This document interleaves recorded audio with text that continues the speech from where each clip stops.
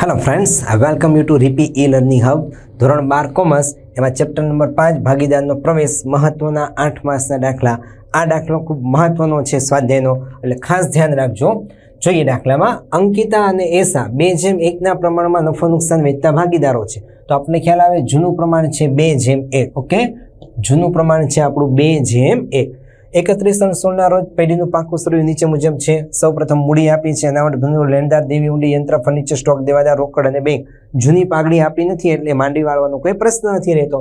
Okay, ચાલો તો સૌપ્રથમ મૂડી ખાતામાં આપણે બાકી મૂકી દઈએ। મૂડી ખાતામાં જમા બાજુ 64 ને 32,000, રોકડ ખાતામાં ઉધાર બાજુ। મૂડી ખાતાની જમા બાજુ અને રોકડ ખાતાની ઉધાર બાજુ। જમા બાજુ 64 ને 32, ઉધાર બાજુ રોકડમાં 26,400। આ મૂડી ખાતું બરાબર 64,000 અને 32,000 અને રોકડ બેંકની ઉધાર બાજુ 26,400। બંનેની પહેલા સૌપ્રથમ બાકી મૂકી દઈએ, જેમ મૂકીએ છીએ દર વખતે તેમ। નેક્સ્ટ બરાબર, એટલે બાકી મૂકીએ। ત્યારબાદ હવાલામાં ચેક કરીએ।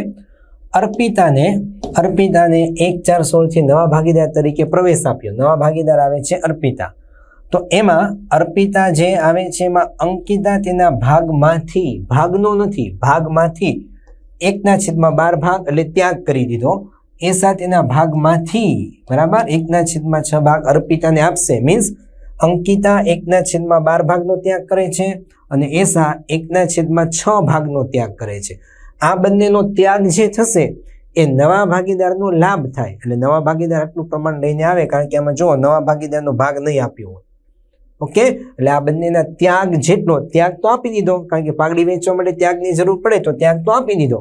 અને નવા ભાગીદારનો ભાગ કેમ મળશે? આ બંનેનો ત્યાગનો સરવાળો, આ બંને જે ત્યાગ કર્યો એનો સરવાળો કરો એટલે નવા ભાગીદારનો નવો ભાગ મળી જશે। અર્પિતા તેના ભાગે પ્રમાણસર મૂડી લાવશે। આ એક મહત્વનો ટોપિક છે। અર્પિતા તેના ભાગે પ્રમાણસર મૂડી લાવશે, એટલે જે બંને જૂના ભાગીદારો છે અંકિતા અને એસા, એની જે નવી મૂડી આપણી થશે કુલ બરાબર, એના પ્રમાણસર આપણે આને ભાગ આપવાનો છે। જોઈ લેશું વાલામાં। અર્પિતા તેના ભાગની પાઘડી રોકડમાં લાવશે। ઓકે, પેઢીની પાઘડીનું મૂલ્યાંકન 90,000 કરવામાં આવ્યું, પણ 90,000માં અર્પિતાનો ભાગ કેટલો હમણાં જોઈએ આપણે।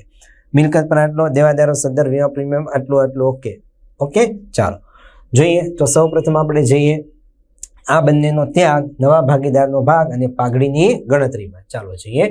અંકિતા અને એસાનું પ્રમાણ, ખાસ ત્યાગનું પ્રમાણ મેં તમને હમણાં બતાવ્યું તેમ 1/12, 1/6 એ બંને ત્યાગ કરે છે। 1/12, 1/6 છેદ સરખા કરવા માટે અને 2 વડે ગુણવા પડે તો 6 દુ 12 થાય। તો ઉપર 2 એકા 2, તો 1/12 અને 2/12। ઓકે, આ બંનેનો ત્યાગ એનું પ્રમાણ સરખું કર્યું। 1/12 ને 1/6 છે, 1/12 જેમ 1/6 અહીંયા 12 છે ને અહીંયા 6 છે, તો 2 વડે ગુણવા પડે તો 1/12 એ બરોબર, પણ ઉપર 2 એકા 2, 6 દુ 12 થઈ ગયું। 1/12 ને 2/12 તો પ્રમાણ 1/2। ચાલો જો આવી ગયું પ્રમાણ 1/2 ત્યાગનું પ્રમાણ। આ બંનેનો ત્યાગ જે એ નવા ભાગીદાર અર્પિતાનો લાભ થાય। તો અંકિતાનો ભાગ વત્તા એસાનો ભાગ 1/12 પ્લસ 2/12, 1 ને 2 3, 3/12 ટૂંકું રૂપ કરીએ 3 ચોક 12, 3 ચોક 12 એટલે 1/4 બરાબર। આ નવા ભાગીદારનો ભાગ। પેઢીની પાઘડીનું મૂલ્યાંકન 90,000 કર્યું છે। અહીંયા રહી પેઢીની કુલ પાઘડી 90,000, એમાં નવા ભાગીદાર અર્પિતાનો ભાગ કેટલો? તો 90,000માં અર્પિતાના ભાગની પાઘડી 1/4। ઓકે, તો 1/4 એટલે પાઘડી આવે છે 22,500। આ 22,500 શું કરીશું? તો 1/2 ત્યાગના પ્રમાણમાં જૂના ભાગીદારો વહેંચી લેશે। તો 22,500 ને 1/2 એટલે 1/3 અને 2/3 બરાબર। અહીંયા જરા 22,500 ગુણ્યા 15,000 નથી, ચાલો 1 મિનિટ, 22,500 ગુણ્યા 2/3। ઓકે, તો 22,500 ગુણ્યા 1/3 એટલે 7500 અને 22,500 ગુણ્યા 2/3 એટલે 15,000 ફાઇનલ આન્સર આવે। તો 15 ની 7 22,500। ઓકે, આ બંને ત્યાગ કરે છે એટલે ત્યાગના પ્રમાણમાં એને વેચી દેવાની પાઘડી। ઓકે, હવે જો આ પાઘડી કેવી રીતે લાવે છે? અર્પિતા તેના ભાગની પાઘડી રોકડમાં લાવે તો સીધી આમ રોકડ ખાતે ઉધાર અને ત્યાં બંને ભાગીદારના મૂડી ખાતે જમા। રોકડ ખાતે ઉધાર 22,500 અને બંને ભાગીદારના મૂડી ખાતે જમા। ચાલો એ તો આપણને ખ્યાલ છે જ। તો રોકડ ખાતાની ઉધાર બાજુ ઓકે, રોકડ ખાતાની ઉધાર બાજુ 22,500 રોકડ ખાતે ઉધાર તે પાઘડીના પ્રીમિયમ ખાતે જમા, પાઘડીના પ્રીમિયમ ખાતે ઉધાર તે જૂના ભાગીદારના મૂડી ખાતે જમા, તો જૂના ભાગીદારના મૂડી ખાતાની જમા બાજુ 7,500 ઓકે અને 15,000 બેને વેચ્યું તે 7,500 ને 15 એટલે 22,500 વેચાઈ ગઈ એટલે આ વેચી દીધી આપણે પાઘડી. ચાલો આગળ વધીએ. ચાલો પાઘડીનો હવાલો સોલ્વ થઈ ગયો. અંકિતા એ પણ સોલ્વ. અર્પિતા તેના પ્રમાણસરની પાઘડી આ એક બાકી લઈ અર્પિતા તેના ભાગની પાઘડી રોકડમાં લાવશે. નવું મૂલ્યાંકન થઈ ગયું. આગળ વધીએ.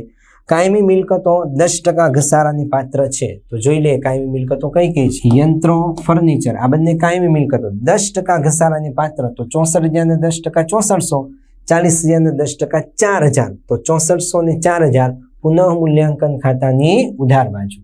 6400 અને 4,000 આવી ગયું બરાબર.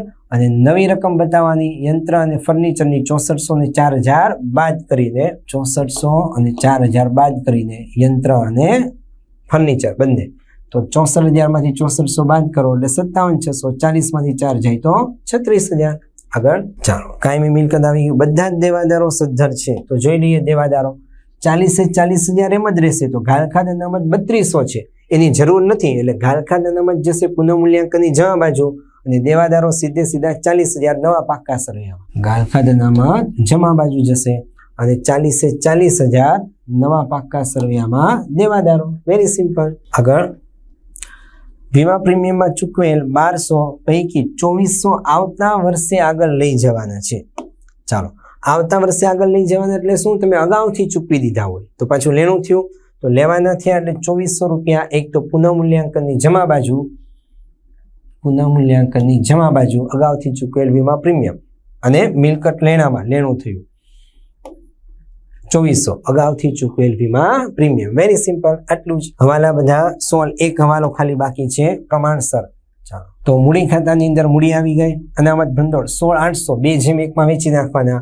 અનામત ભંડોળ મૂડી ખાતામાં 16,800 અનામત ભંડોળ 2/1 16,800 ગુણ્યા 2/3 16,800 ગુણ્યા 1/3 જવાબ આવશે 11,200 અને 5600 અનામત ભંડોળ. ચાલો અનામત ભંડોળ આવી ગયું. લેણદારો અને દેવી ઊંડી 60 અને 8 કોઈ હવાલો નથી. સીધું મૂડી દેવામાં નવા પાક્કા સરવૈયામાં 60,000 ને 8,000. ચાલો નવા પાક્કા સરવૈયામાં 60,000 અને 8,000 લેણદારો. હવે મિલકત તરફ જઈએ. તો મિલકત લેણામાં યંત્ર ફર્નિચર આવી ગયું. સ્ટોક 13,600 દેવાદાર આવી ગયું બરાબર. ઘાલખાદ અનામત આવી ગયું. રોકડ બેંકની અસર આપી દીધી બાકી. તો ખાલી સ્ટોક 13,600 નવા પાક્કા સરવૈયામાં સ્ટોક 13,600 ફિનિશ. ચાલો હવે હવાલા તરફ જઈએ તો હવાલામાં એક વસ્તુ ખાલી બાકી છે. પાક્કું સરવૈયું તો સોલ્વ થઈ ગયું. હવાલામાં આ એક શું છે? અર્પિતા તેના ભાગે પ્રમાણસર મૂડી લાવશે બરાબર. પ્રમાણસર કેવી રીતે હમણાં આપણે જોઈ લઈએ. ચાલો અને નવા ભાગીદારનો ભાગ કેટલો આવ્યો તો એ પણ જોઈ લઈએ. નવા ભાગીદારનો ભાગ 1/4 બરાબર. નવા ભાગીદારનો ભાગ 1/4 એને પ્રમાણસર મૂડી આપશે. જોઈ લઈએ હમણાં આપણે ગણતરીમાં. એ પહેલા પુનઃ મૂલ્યાંકન ખાતું ક્લોઝ કરીશું. તો પુનઃ મૂલ્યાંકનમાં બરાબર સરવાળો કરીશું. ઉધાર બાજુ 10,400 10,400 બે રકમ બાદ કરો 3200 ને 2400 એટલે ઘટતી રકમ પ્રશ્નાર્થ ચિહ્ન 4800 2/1 બરાબર. જૂનું પ્રમાણ 2/1 વેચતા 4800 ગુણ્યા 2/3 4800 ગુણ્યા 1/3 એટલે 3200 અને 1600. આ જે મૂડી છે ખોટ આવી. ખરેખર તો ખોટ કહેવાય. ઉધાર બાજુનો ખર્ચો છે વધારે, આવક ઓછી છે એટલે ખોટ. ખાસ આ ખોટ જશે મૂડી ખાતાની ઉધાર બાજુ 3200 અને 1600. ચાલો મૂડી ખાતાની ઉધાર બાજુ 3200 અને 1600. ઓકે. હજી નવો ભાગીદાર પોતાનો ભાગ કેટલો એ તો આપણે મેળવી લીધો 1/4. પણ એ મૂડી કેટલી લાવે છે એ જો આપણને કહ્યું નથી. પાઘડીની રકમ તો મળી ગઈ પણ મૂડી કેટલી લાવે છે કહ્યું નથી. તો પ્રમાણસર મૂડી લાવે છે બરાબર. જો કેવી રીતે પ્રમાણસર? તો હવે આપણને રકમ મળશે પ્રમાણસર કેવી રીતે લાવે. તો જો જૂના ભાગીદારોની મૂડી કેટલી? તો જૂના ભાગીદારોમાં 64,000 11,200 અને 7500 આ ત્રણેયનો સરવાળો 82,700. 82,700 માંથી આપણને જે ખોટ છે એ 3200 જેવી રકમ આપણને મળી છે બરાબર. એટલે પ્રમાણસર મૂડી આપણે મેળવવા માટેની જરૂર છે. તો ફરી પાછું જણાવી દઉં તમને હું. 82,700 રકમ જે આપણને મળી છે. આ 82,700 ને 52,600 લઈ જઈએ આપણે અર્પિતાની મૂડી તરફ. ચાલો શું કીધું? અર્પિતા તેના ભાગે પ્રમાણસર મૂડી લાવશે. હવે પ્રમાણસર એટલે કેટલી? તો એના ભાગ જેટલી. ઓકે, હવે ગણતરીમાં તમને હું જરા લઈ જાઉં. ચાલો, નવી પેઢીમાં અંકિતાની મૂડી 79,500 અને નવી પેઢીમાં એશાની મૂડી 51,000. એ ક્યાંથી આવી? મેં તમને હમણાં બતાવ્યું ત્યાંથી. મૂડી ખાતામાં 79,500 અને 51,000 આ બંનેની મૂડી જમામાંથી ઉધાર બાજુ આ એક એક બાદ કરીએ એટલે મૂડી તો આપણને ખ્યાલ જ છે આવી રીતે આવે. મૂડી ખાતાની જમા બાજુનો સરવાળો કુલ આવે 82,700, એમાંથી 3200 બાદ કરો એટલે 79,500. જમા બાજુ 52,600, એમાંથી 1600 બાદ કરો એટલે 51,000. આ આપણને મૂડી મળી 79,500 અને 51,000. 79,500 અને 51,000. આ બંનેની સંયુક્ત મૂડી કેટલી થઈ? 31,500. નવા ભાગીદારની સંયુક્ત મૂડી અંકિતા અને એશાની કુલ મૂડી 31,500. ક્યાંથી આવી? ખ્યાલ આવી ગયો તમને હવે? બરાબર. ક્યાંથી આવશે આ મૂડી? આપણી મૂડી ખાતામાં જમામાંથી ઉધાર બાદ કરતા આ નવી મૂડી 79,551. બરાબર. આ 79,551 જે આવી એ નવા પાકા સરવાળામાં દર્શાવી દેવાની. પણ અર્પિતાની મૂડી હજુ છે નહીં, એટલે હવે એને પ્રમાણસર આપણે આપવાની છે.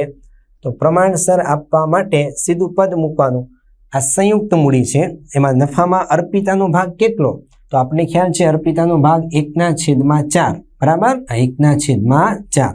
તો અહીંયા લખવાનું અર્પિતાનો ભાગ 1/4 હોય તો બાકીના બંને ભાગીદારોનો સંયુક્ત ભાગ કેટલો?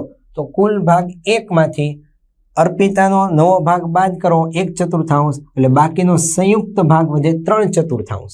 તો સંયુક્ત મૂડી કેટલી? 31,500. તો સંયુક્ત ભાગ 3/4 છે. સંયુક્ત મૂડી 31,500. તો આ 1નો ભાગ 1/4 નવા ભાગીદારનો, એની નવી મૂડી કેટલી? Very simple. બરાબર. એટલે પદ તમે મૂકશો 31,500 ગુણ્યા 1/4, 1,30,500 ગુણ્યા 1/4 છેદમાં 3/4. છેદનો છેદ અંશમાં જાય એટલે 3/4 નથી જાય 4/3. ફરી પાછું બતાવી દઉં.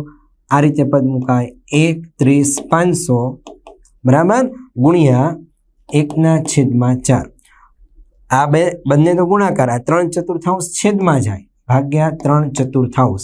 તો 31,500 ગુણ્યા 1/4 છેદ આનો છેદ 3 એનો છેદ 4. તો છેદનો છેદ અંશમાં આવે એટલે થઈ જાય 4/3 ગુણાકાર. થઈ ગયું 4/3. તો આ બંનેનો આ રીતે ગુણાકાર કરશો 31,500 ગુણ્યા 1/4 ગુણ્યા 4/3. જો કે 4 ઉડી જાય 31,500 ભાગ્યા 3 એટલે એની મૂડી મળશે 43,500. તો નવો ભાગીદાર જે અર્પિતા છે તેની મૂડી 43,500 અહીંયા મૂકી દેવાની આપણે સીધી. રોકડમાં લાવે એટલે રોકડ ખાતે ઉધાર 43,500 બરાબર. રોકડ ખાતે ઉધાર અને તે અર્પિતાના મૂડી ખાતે જમા. અર્પિતાનું મૂડી ખાતું નથી પણ આપણે ખબર છે એટલે સીધું પાકા શ્રેયમાં તમે લખી શકો 43,500 અર્પિતાની મૂડી. આ બંને મૂડી 79,500 અને 51,000. તો અહીંયાથી આપણે લાવ્યા છે 79,500 અને 51,000. આવી રીતે વેચાય છે પ્રમાણસર મૂડી. ખાસ મેન આખા દાખલાની અંદર હવાલો એક જ હતો મિત્રો. અર્પિતાને તેના ભાગે પ્રમાણસર મૂડી લાવશે. પ્રમાણસર એટલે કેવી રીતે લાવશે? ફરી પાછું તમને રિમાઇન્ડ કરાવી દઉં. પ્રમાણસર એટલે બીજું કશું જ નહીં. જે મૂડી ખાતું છે એ મૂડી ખાતું ક્લોઝ કરી દેવાનું એટલે બંને જૂના ભાગીદારની મૂડી મળી ગઈ.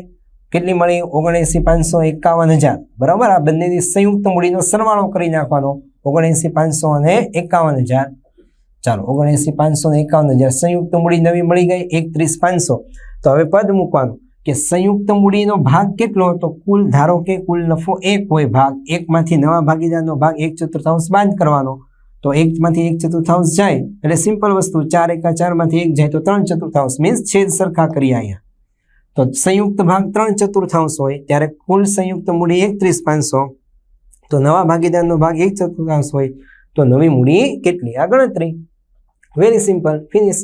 આ એક પોઈન્ટ ખાલી મહત્વનો ખાસ હતો આ દાખલામાં. બરાબર. ચાલો આગળ વધીએ. બધું ક્લિયર થઈ ગયું છે. ચાલો પુનઃમૂલ્યાંકન ખાતું ક્લોઝ, મૂડી ખાતા પણ ક્લોઝ. રોકડ બેંકમાં રોકડમાં આવી ગઈ. ઉધાર બાજુ 92,400 ઘટે છે, બાકી આગળ લઈ ગયા. પ્રશ્નાર્થ ચિહ્ન 92,400 મિલકતમાં મૂકી દઈશું. પૂરું. બંને બાજુના સરવાળા કરશો, બધું આવી ગયું. દાખલો ફિનિશ. આટલું મહત્વની વસ્તુ, ખાસ મહત્વનો દાખલો.